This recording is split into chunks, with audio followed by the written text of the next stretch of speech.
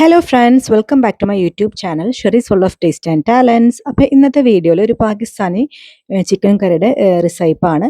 അപ്പോൾ ഈ ചിക്കൻ കറി ചപ്പാത്തി, പൊറാട്ട, ഗീ റൈസ് ഇതിലേക്കെല്ലാം മാച്ചാണ്. അപ്പോൾ അതിന് വേണ്ടിയിട്ട് ഞാനൊരു കുഴിയുള്ള തവ എടുത്ത് വെച്ചിട്ടുണ്ട്. ഒരു പാൻ എടുത്ത് വെച്ചിട്ട് അതിലോട്ട് സൺഫ്ലവർ ഓയിലാണ് ഒഴിച്ചെടുക്കുന്നത്. അപ്പോൾ സാധാരണ പാകിസ്ഥാനി ചിക്കൻ കറി എന്ന് പറഞ്ഞാൽ ഒരുപാട് ഓയിൽ നന്നായിട്ടുണ്ടാകും. അപ്പോൾ നമ്മൾ ഒരു 1/2 കിലോനടുത്ത് ചിക്കൻ എടുത്തിട്ടുണ്ട്. അപ്പോൾ ഈ ചിക്കൻ മുങ്ങാൻ പാകത്ത് നമ്മൾ ഫ്രൈ ചെയ്തെടുക്കുകയാണ് ആദ്യം. ഓക്കെ, ഒരു ഹാഫായിട്ട് ചിക്കൻ, ഹാഫ് കുക്ക്ഡ് ആയിട്ട് ചിക്കൻ ഈ എണ്ണയിൽ ഫ്രൈ ചെയ്തെടുക്കുകയാണ് സൺഫ്ലവർ ഓയിൽ. ഒരിക്കലും കോക്കനട്ട് ഓയിൽ യൂസ് ചെയ്ത് സൺഫ്ലവർ ഓയിലാണ് ഉപയോഗിക്കേണ്ടത്. അപ്പോൾ ചിക്കൻ എല്ലാം ഞാൻ തവയിലിട്ടിട്ട് ഫ്രൈ ആക്കാൻ വെച്ചിരിക്കുകയാണ്. ശരിക്കും നല്ലോണം എണ്ണ ഒഴിച്ച് എണ്ണയിൽ ഇങ്ങനെ മുങ്ങിയിട്ട് ഒരു ഹാഫ് കുക്ക്ഡ് ആയിട്ട് നമ്മൾ ചിക്കൻ എടുക്കും. ഫസ്റ്റ് ട്രിപ്പ് അതാണ്. നമ്മൾ സാധാരണ നമ്മുടെ മലയാളി ചിക്കൻ കറി ഉണ്ടാക്കുന്ന രീതിയേ അല്ല. പക്ഷെ ഞാൻ പറയട്ടെ, എനിക്ക് ഭയങ്കര ഇഷ്ടമാണ് പാകിസ്ഥാനി ചിക്കൻ കറി ആയാലും പാകിസ്ഥാനി കറികളൊക്കെ എനിക്ക് ഭയങ്കര ഇഷ്ടമാണ്. ഭയങ്കര തിക്കാണ്, ഭയങ്കര ഒരു ടേസ്റ്റുള്ള ഗ്രേവിയാണ് വരിക. നമ്മുടെ മലയാളി ചിക്കൻ കറി ടേസ്റ്റേ അല്ല, എൻ്റെ ഡിഫറെൻ്റ് ആണ്. ഒരുപാട് ഞാൻ പാകിസ്ഥാൻ റെസ്റ്റോറൻറ്റിൽ പോയി കഴിച്ചപ്പോൾ എപ്പോഴും വിചാരിക്കും ഇത് ഇതുപോലെ ഉണ്ടാക്കി നോക്കണം എന്നുള്ളത്. അങ്ങനെ സത്യം പറഞ്ഞാൽ ഇപ്രാവശ്യം ഉണ്ടാക്കിയപ്പോൾ എനിക്ക് കറക്റ്റ് ആ കൺസിസ്റ്റൻസി കിട്ടിയിട്ടുണ്ട്. വളരെ നന്നായിട്ടുണ്ടായിരുന്നു. അപ്പോൾ ഇതേ രീതിയിൽ നിങ്ങൾ ചെയ്ത് കഴിഞ്ഞാൽ നിങ്ങൾക്ക് പെർഫെക്റ്റ് ആയിട്ടുള്ള പാകിസ്ഥാനി ചിക്കൻ കറി നിങ്ങൾക്ക് ഒരു കടായി എന്നൊക്കെ പറയാം. ശരിക്കും ഒരു കടായിൽ ഉണ്ടാക്കിയെടുത്താലാണ് ഏറ്റവും ടേസ്റ്റ് ഉണ്ടാവുക കേട്ടോ. അപ്പോൾ ഏകദേശം ചിക്കനൊക്കെ ഹാഫ് കുക്ക്ഡ് ആയിട്ടുണ്ടായിരുന്നു. അപ്പോൾ ആ സമയത്ത് ഞാൻ അതിലോട്ട് ഒരു 3 സവാള, 1/2 കിലോ ചിക്കൻ ആണെങ്കിൽ നിങ്ങൾക്ക് കുറച്ച് ഗ്രേവി ആവശ്യം ഉണ്ട് എന്നുള്ളവരാണെങ്കിൽ നമ്മൾ വെള്ളമൊന്നും ഒഴിക്കില്ല കേട്ടോ ഇതിൽ. അപ്പോൾ ഒരു 3 സവാള, അത്യാവശ്യം വലിപ്പമുള്ള സവാള എടുത്തിട്ടുണ്ട്. അതിലോട്ട് ഇഞ്ചി നീളത്തിൽ അരിഞ്ഞത് ഇട്ടിട്ടുണ്ട്. പിന്നെ വെളുത്തുള്ളി ചതച്ചത് ഇട്ടിട്ടുണ്ട്. പച്ചമുളക് വട്ടത്തിൽ അരിഞ്ഞത് അതും ഇട്ട് കൊടുത്തിട്ടുണ്ട്. നിങ്ങളുടെ എരിവിനനുസരിച്ചിട്ട് 3 പച്ചമുളക്. പിന്നെ ഒരു 6 തക്കാളി. ഇവരുടെ കറിയിൽ തക്കാളി നല്ലോണം ഉണ്ടാവും. 6 തക്കാളി മുറിക്കാതെ അങ്ങനെ തന്നെ ഞാൻ അതിലോട്ട് ഇട്ട് കൊടുക്കുകയാണ് കേട്ടോ. അപ്പോൾ ഇങ്ങനെ തന്നെ വേണം നിങ്ങൾ ചെയ്യാൻ. ഓക്കെ, എന്നാലാണ് അത് കറക്റ്റ് ടേസ്റ്റ് കിട്ടുള്ളൂ. അരിഞ്ഞിട്ട് ഇട്ട് കൊടുക്കരുത്. ഓക്കെ, അരിഞ്ഞിട്ട് ഇട്ട് കൊടുക്കുന്ന കറികളുണ്ട് അവരുടെ, പക്ഷെ ഇങ്ങനെ ചെയ്താലാണ് കൂടുതൽ ടേസ്റ്റ് ഉണ്ടാവുക. അപ്പോൾ ഇത് നന്നായിട്ട് മിക്സ് ആക്കി എടുക്കാൻ ഇച്ചിരി ബുദ്ധിമുട്ട്. എല്ലാം വെച്ചാൽ നല്ല കുക്കാവാത്ത സാധനങ്ങളാണല്ലോ എല്ലാം. അപ്പോൾ അതിൽ നമ്മൾ ആവശ്യത്തിനുള്ള ഉപ്പ് കൂടി ഇപ്പോൾ ഇട്ട് കൊടുക്കുന്നുണ്ട്. മസാലകളൊന്നും ഇപ്പോൾ ഇടുന്നില്ല. അപ്പോൾ നന്നായിട്ട് മിക്സ് ആക്കി എടുക്കണം. മിക്സ് ആക്കി എടുത്തിട്ട് നല്ലോണം എണ്ണയും ഉണ്ടല്ലോ, കണ്ടാൽ നിങ്ങൾക്ക് മനസ്സിലാവും, വെള്ളമല്ല. ഒരു തുള്ളി വെള്ളം ഞാൻ ഒഴിച്ചിട്ടില്ല. ഫുൾ എണ്ണയിലാണ് ഇത്രയും ഇൻഗ്രീഡിയൻസ്. അപ്പോൾ നല്ലോണം എണ്ണ ഉപയോഗിക്കുന്ന ഡിഷസ് ആണ് പാകിസ്ഥാനി പൊതുവെ ഡിഷസ് എന്ന് പറഞ്ഞാൽ. അവർക്ക് ആ ഓയിലിൽ കിടന്നിട്ടുള്ള ഫ്രൈ ചെയ്യലാണ്.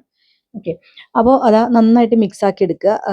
പിന്നെ ഇളക്കിയും കൊണ്ടേയിരിക്കണം. അല്ലാതെ വേറെ എല്ലാം കൂടി സെപ്പറേറ്റ് ആയിട്ടുള്ള വഴറ്റുന്ന രീതി അല്ല ഇത്. ഓക്കെ, എന്നിട്ട് ഇത് അടച്ചു വെച്ചിട്ട് നമ്മൾ വേവിക്കുകയാണ് വേണ്ടത്. ഒരു 10-15 മിനിറ്റ് വരെ അടച്ചു വെച്ച് വേവിക്കണം.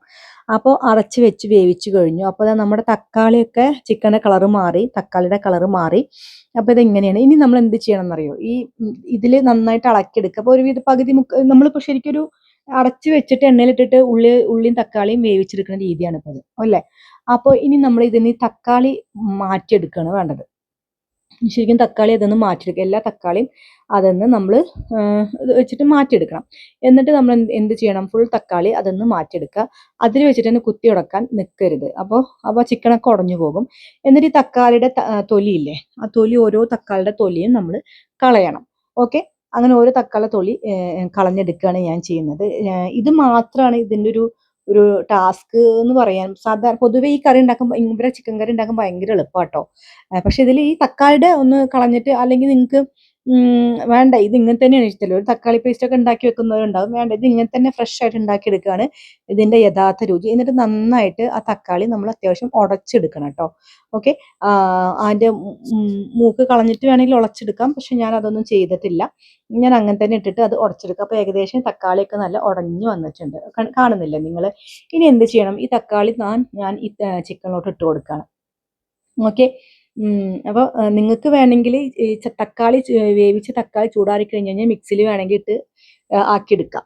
പക്ഷെ അതിലും കാട്ടിയും ഏറ്റവും നല്ലത് ഇതിങ്ങനെ കുത്തി ഉടച്ച് എടുക്കുന്നതാണ് കേട്ടോ. ഓക്കെ, അപ്പോൾ അതിനുശേഷം അതിലോട്ട് കാശ്മീരി ചില്ലി ഇട്ട് കൊടുത്തു, മുളക് പൊടി, മഞ്ഞൾപ്പൊടി 2-3 ടീസ്പൂൺ മല്ലിപ്പൊടി, മുളക് പൊടിയൊക്കെ നിങ്ങളുടെ എരിവിന് ആവശ്യത്തിന്. പിന്നെ ഗരം മസാല ഇട്ട് കൊടുക്കുന്നുണ്ട്. അതിൻ്റെ കൂടെ തന്നെ ചെറിയ ജീരകത്തിൻ്റെ പൊടി അത് ഇട്ട് കൊടുക്കുക. ഒരു ടീസ്പൂൺ ആണ്, ഒരു ടീസ്പൂൺ ചെറിയ ജീരകത്തിൻ്റെ പൊടി കൂടി ഇട്ട് കൊടുക്കുന്നത്. ഗരം മസാല ഇട്ട് കൊടുക്കുന്നുണ്ട്. ഏലക്ക, പട്ട, ഗ്രാമ്പു, ഇതൊക്കെ തക്കോലം ഇതൊക്കെ തന്നെയാണ് കേട്ടോ.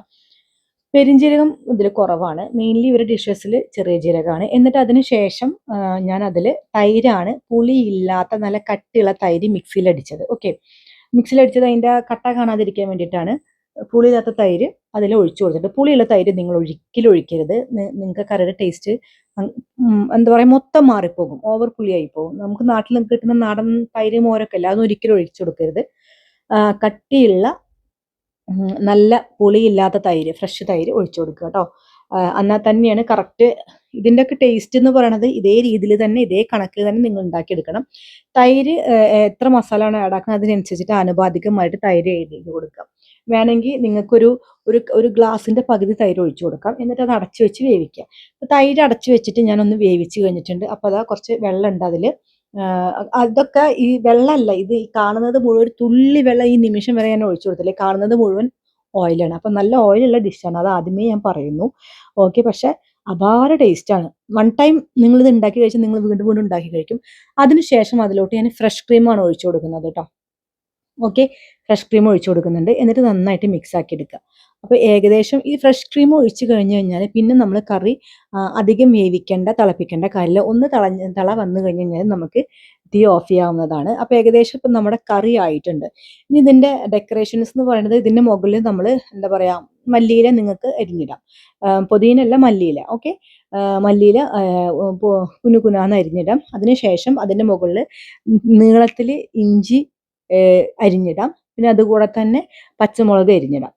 അധികം എരിയില്ലാത്ത പച്ചമുളക് അരിഞ്ഞിട്ടാണ് ഏറ്റവും നല്ലത്. ഇങ്ങനെയാണ് നമുക്ക് അവർ ആ നീളത്തിൽ പച്ചമുളകും ഇഞ്ചിയൊക്കെ നീളത്തിൽ അരിഞ്ഞത് നമുക്ക് കാണാം കറിയുടെ മുകളിൽ. അങ്ങനെയാണ് അവർ സെർവ് ചെയ്യാറുള്ളത്.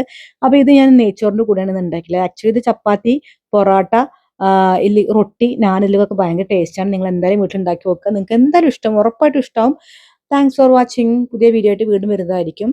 അപ്പോൾ എന്നെ ഫോളോ ചെയ്യാത്തവർ ഫോളോ ചെയ്യാം കേട്ടോ. Thank you.